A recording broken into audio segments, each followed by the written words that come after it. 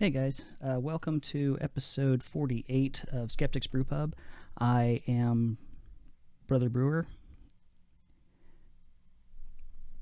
Hey guys, welcome to episode 48 of Skeptics Brew Pub. I'm Brother Brewer, and tonight I was going to have the Atheist Nomads, Dustin, Wesley, and Lauren on to talk about the Atheist Nomads podcast, but it seems over the weekend we had our second annual 100-year flood here in Walmart Mecca. It's everything here at my house is fine. Everybody's safe.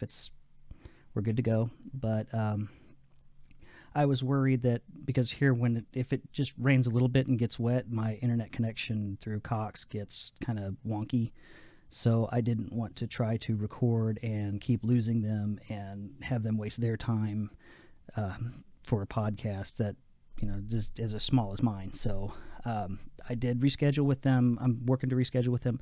I'm hoping to get them on in June. And I do want to congratulate Dustin and Lauren. They're actually expecting. They're going to be having their first child, I believe, here in a few months. So congratulations to you guys. I'm hoping I can get you on the podcast again in June, or bring you on in June. That's the dry season, so we shouldn't have anything more than extreme heat then. So we'll see what happens. If you guys want to check them out, the podcast website is atheistnomads.com. They're really good. Dustin, it was a seminary student, it actually has a degree, I believe it's a MDiv degree from a Seventh-day Adventist seminary. So he's pretty well versed, and one of the things that I wanted to talk with him about tonight was some of the similarities between the Pentecostalism that I grew up with and Seventh-day Adventism, because they do have a lot in common, it seems. But that's going to have to wait. So I still wanted to be able to put a show out tonight, and so what I did was, or what I'm doing tonight is working on I'm calling it a letter to believers. A couple of things inspired it. It was part of it was a couple of Facebook conversations that I was involved in. One of them was with a complete stranger on a Facebook friend's feed. It was an existence of God kind of thing. But the other ones were more along the lines of evolution. It's more or less misunderstandings, but they're purposeful because these family members of mine, they don't want to know anything more. I even offered next week I'm having Rachel Nennan Brown on. She was on the Atheist on Air a few years back when it was running with Cash. She works in the paleontology field. She's very well versed in evolutionary theory.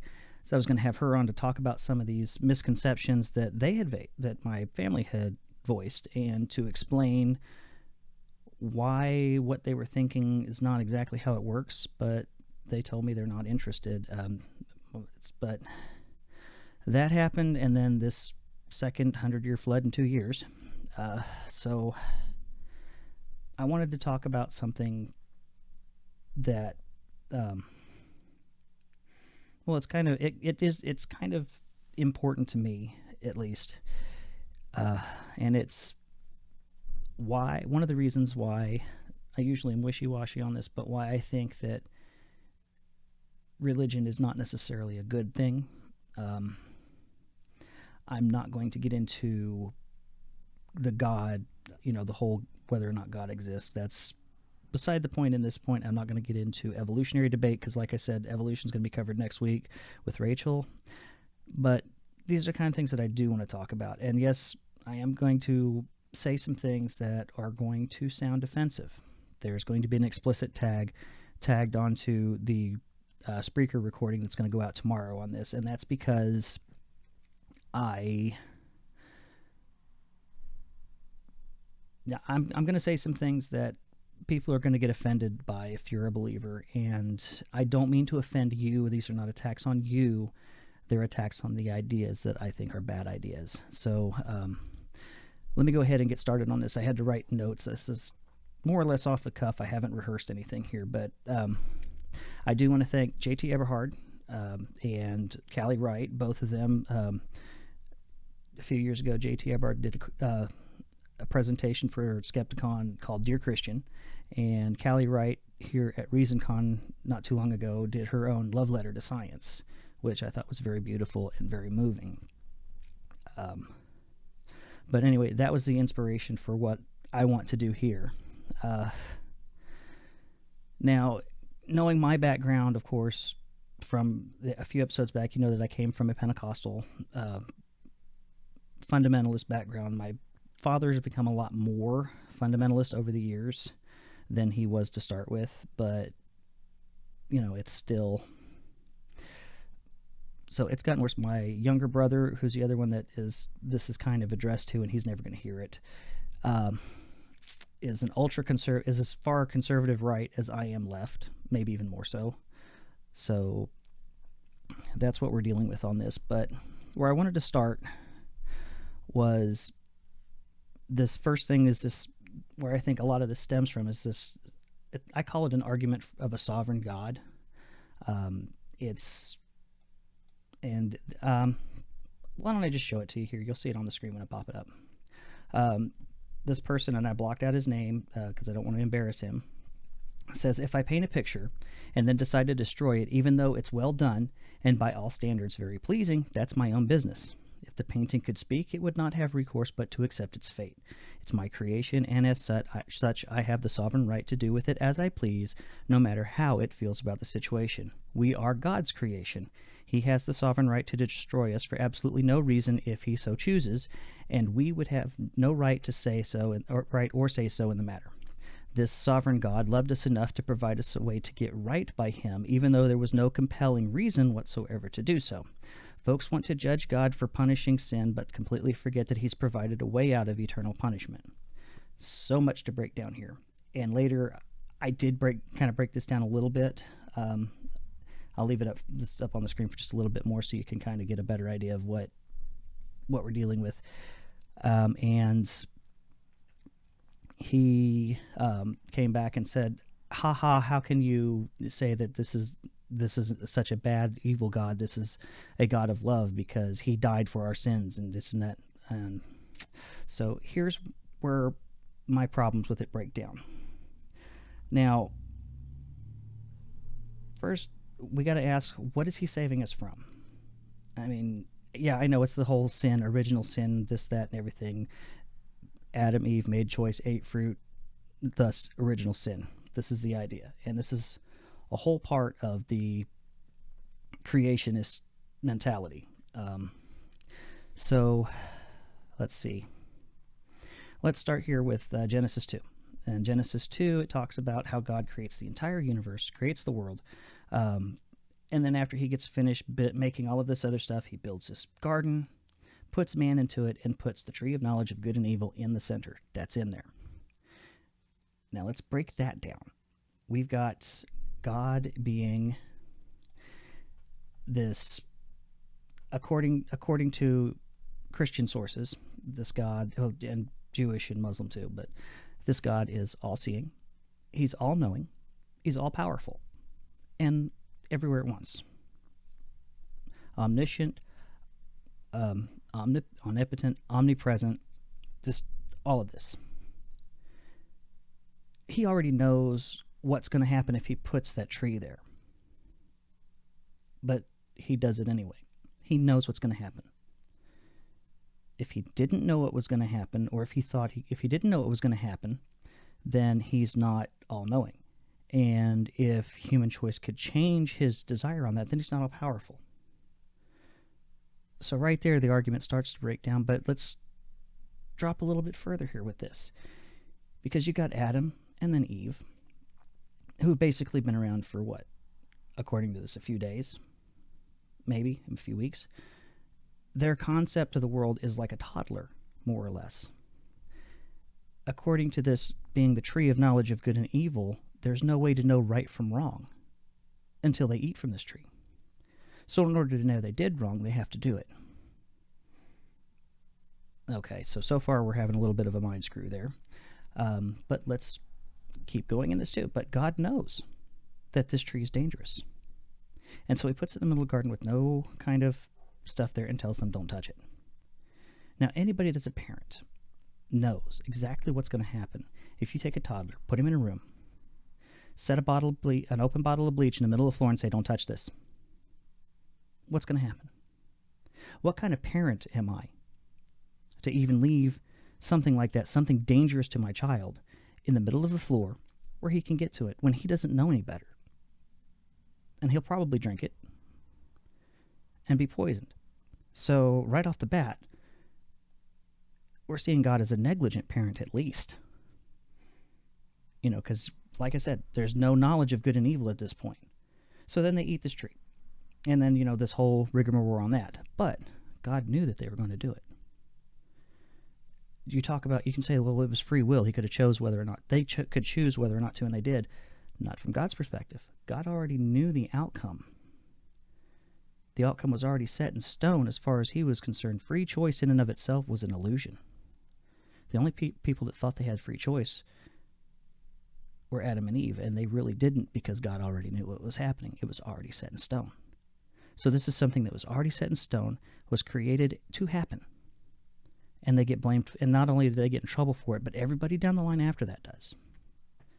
But not just in a little bit of trouble either, no.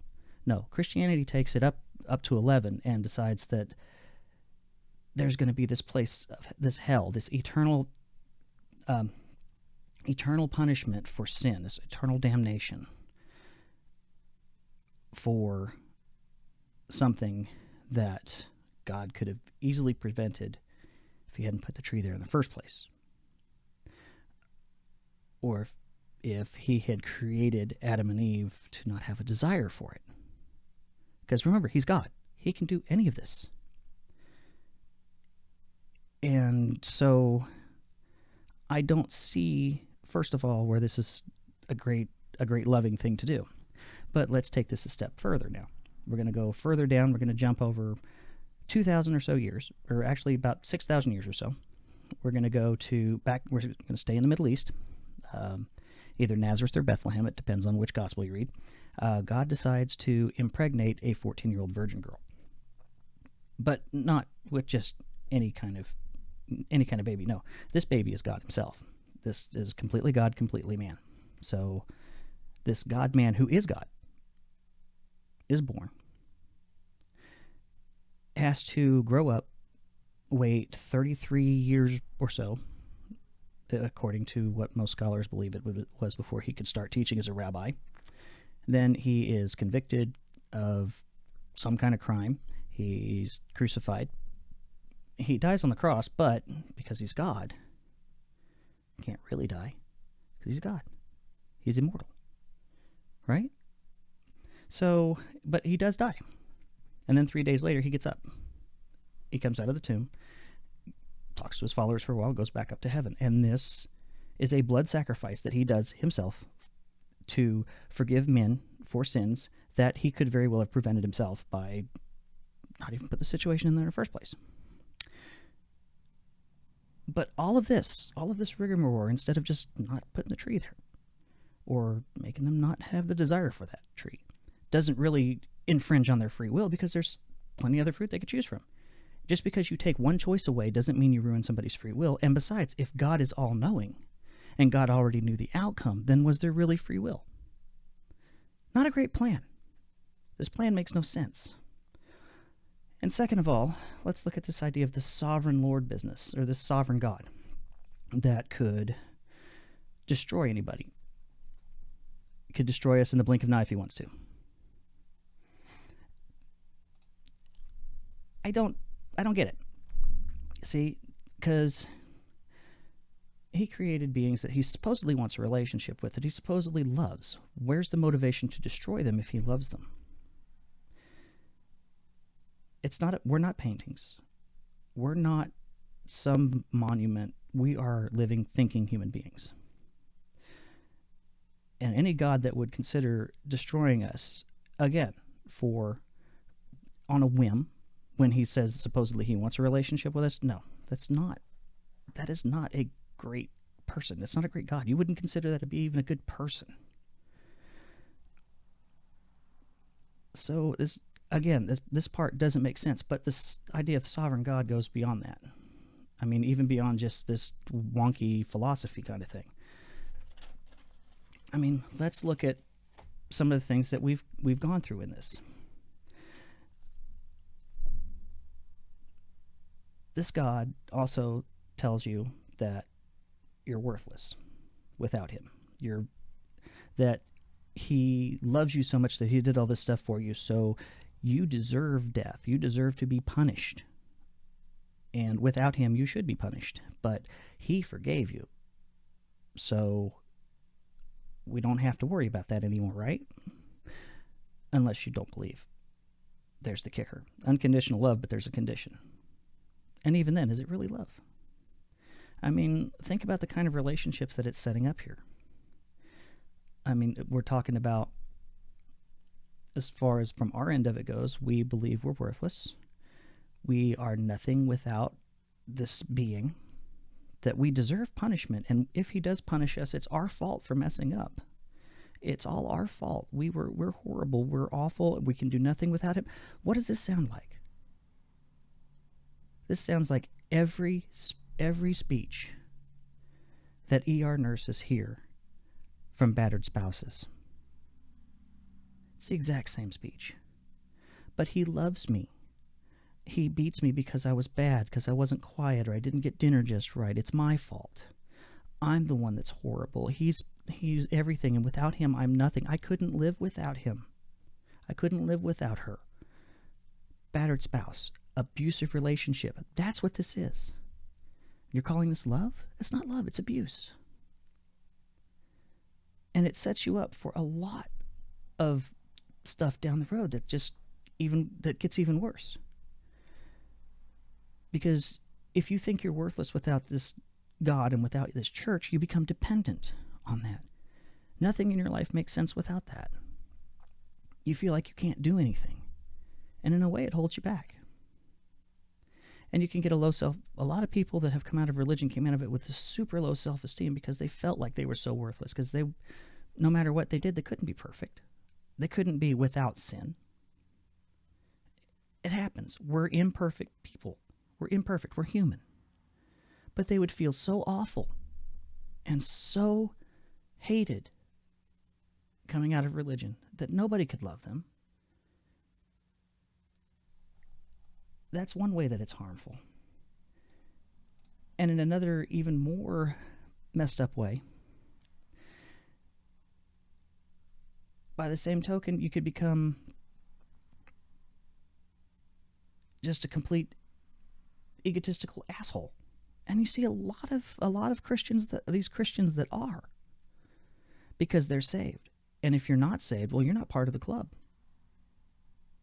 You know, you're one of those outsiders, and we don't have to feel the same about you. And they look down their noses at other people. It becomes an other, us and them. So, you know, so far that's right off the bat two ways. But let's go even further. Let's go to another spot here. Let's talk about this thing with climate change and with evolutionary theory. Now, we're not going to talk about the theories themselves. At least I'm not going to get into them in detail. But with evolution, they don't want to hear anything about it, even though this is the basis of most of our biologies. It's the basis of germ theory, of modern medicine. All of this is based on evolutionary theory. We have the evidence that shows that this is likely how things happened. We have the transitional fossils.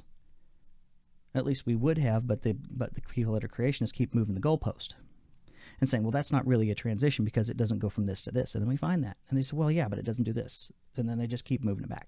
But we have several transitional fossils between Australopithecus, I can't even say the word, and Homo sapien. We have several transitional fossils to this.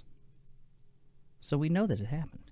And that's the only thing really that that keeps evolution out of their minds, is because it takes that sovereignty away from God. Because God supposedly made us out of the dust of the earth and created us to be special. We're not just simple animals. We can't be, because our sovereign God made us this way, and that's what he said. So you see? And when you start to distrust the sciences in that, there's other things that they can tell you that, God's sovereignty. Well, God's going to take care of this with climate change. We don't have to worry about climate change. You've got either the folks that say, well, God is going to fix it. He can fix it. He will fix it. Or the folks that are being, Jesus is coming back at any time. What does it matter? We're going to, the world's pretty much fucked anyway. No. You've been waiting now over 2,000 years. It ain't happening. I'm sorry. Okay? I remember hearing this from the time I was about 7 years old all the way through my teen years, that Jesus was coming any minute. No, it's not happening.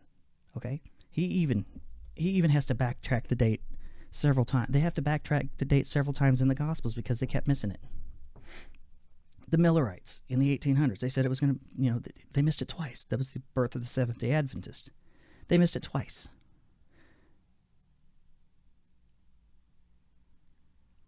And even if it was, ask yourself this too. If you can't take care of this planet, if you're not being a quote-unquote good steward like the Bible tells you to be and taking care of the resources, what makes you think you're going to get that new kingdom? Because God forgave you for your sins. But what? I don't get it. And then there's the climate change denial. That no, the climate isn't changing, and we know it's not changing because it's the Bible's, because it's in God's control. You had Jim Einhoff, the senator from Oklahoma, famously sat a few years ago, famously stood up in the Capitol, in the Senate chamber, holding a snowball, claiming that snowball proved that there was no global warming. No. Folks, it's happening, whether you want to believe it or not. And the reason people don't believe it is because they don't trust the science. It's this whole sovereign God is in control of everything. We don't have to worry about it. He'll fix it. And if he doesn't fix it, well, that's because it's the end of the world and he's coming back. That's the mentality. That's what I hear from you. And it even breaks into families. One conversation I had with my own father.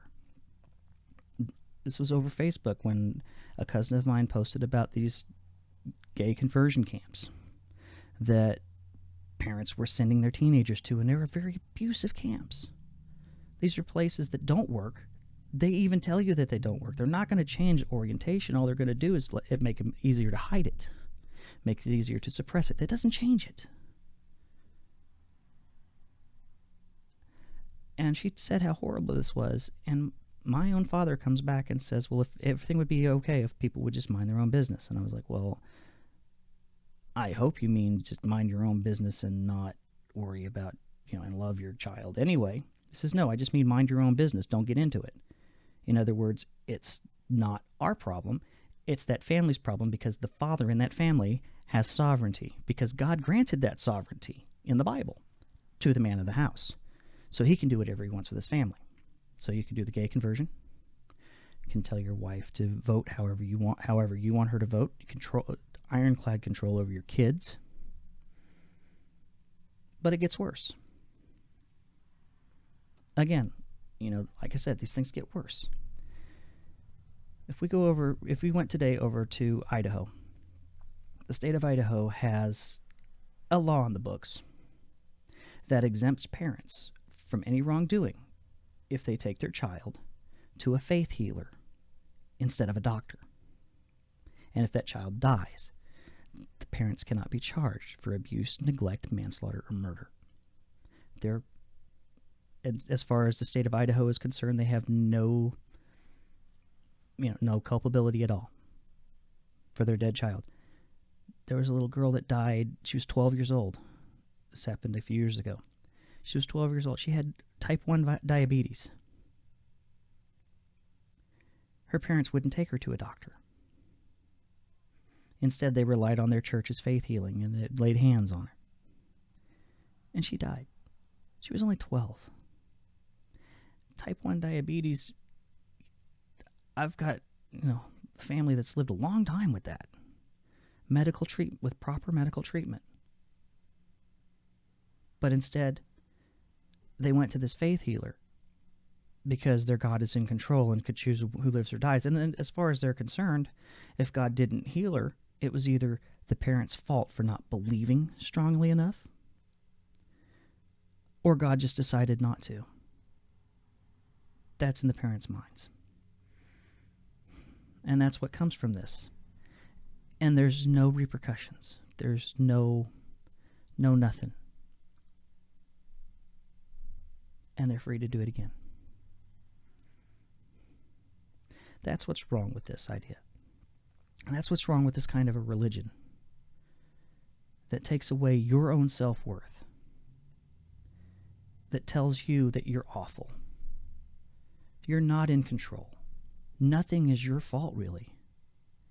Because if it's not God blessing you, it's the devil tempting you. It's the devil attacking you. All of the bad things in your life are from that. It's not because of anything that you've done. Everything is a spiritual battle. No. Sometimes shit happens. Okay? That's the way the universe works. Bad things happen. Good things happen. It's even in your Bible, Ecclesiastes. It's all meaningless. Shit happens. It rains on the just and the unjust alike. And sometimes you just get screwed. There's no magic in that.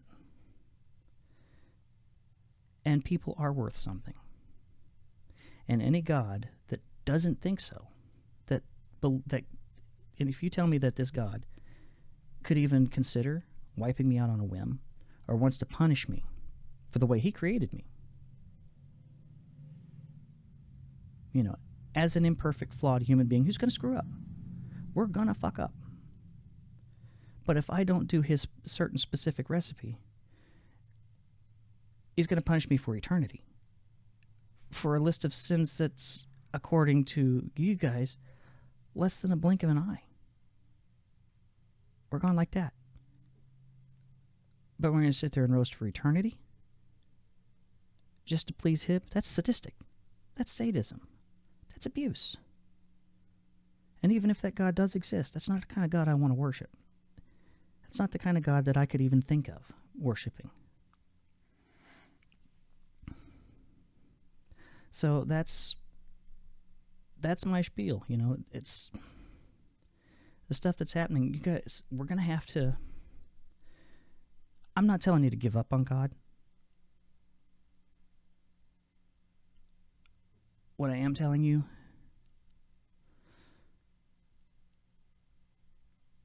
if what you believe comes in conflict with the facts, you got to go with the facts. That's all there is to it. Well, that's going to do it for tonight, guys. Next week, like I said, I'm going to have Rachel Nana Brown on here. We're going to talk all kinds of stuff about evolution. If you've got questions, you can email them to me at brotherbrewer@skepticsbrewpub.com or message me, facebook.com/beer and blasphemy. Either way, and I'll get those to Rachel and we'll get some answers out for you. Until next time, I'm Brother Brewer. Remember, believe nothing that you hear, half of what you see, and never have serious conversation without a 2-drink minimum. Good night, guys.